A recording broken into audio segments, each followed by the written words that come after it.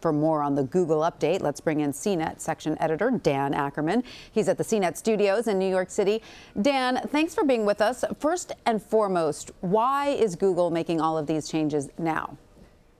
Well, I think we're seeing a lot of these changes and updates because Gmail has been the same for many years, and people have moved to other forms of communication.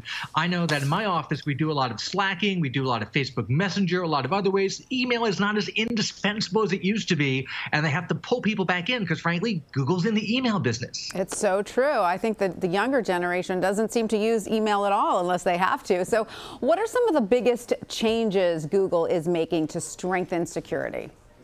I mean, the big thing people are talking about is something called confidential mode for your emails. And you can do a bunch of different things with that. The most important are you can send someone an email with basically an expiration date. It's almost a self-destructing email. So after 48 hours or a week or whatever time you set, the email you send, the recipient would no longer be able to read it. And you can also set it up so that person cannot forward that email or print it out or download it.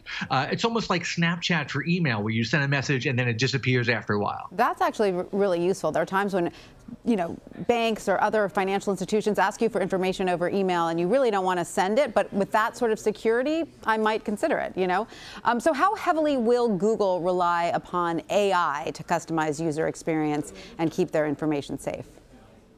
I feel like our inboxes are so overloaded right now that it's tough to figure out where important emails are, how to find them. The new Gmail is going to use some AI to help you with that. It can do something called nudging, and that's where it'll recognize an email as potentially important, and if you haven't seen it or replied to it, it'll say, hey, maybe this thing from your bank or from your boss is important. You should take a look at this, and that's really interesting. It can also figure out what the highest priority emails are, and if you get notifications, you don't want to get flooded with these little pop-up notifications every time you get an email. You can set it to just notify you about things that it thinks are super high priority. All very useful stuff. I worry about actually making the setting changes, though. That in and of itself can be a task. So, well, I think for that too. That's right. So, Dan, what kinds of changes can we expect to see made to Google's other productivity apps?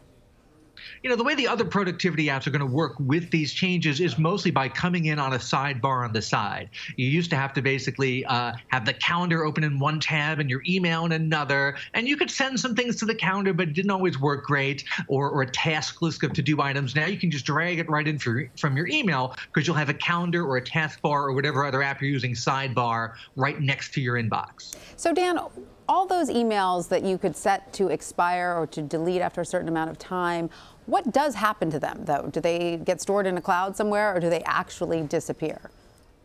Well, like most things you delete from your inbox, they're available to you to undelete for a certain amount of time, and then they disappear. They say that things that you send to anyone else over the internet are never truly gone, but there's no formal way to reclaim them. But I would never consider something I send via email to someone else ever truly completely expunged from the entire planet. Right. Just to be safe. There's always that possibility of a screenshot, correct, Dan?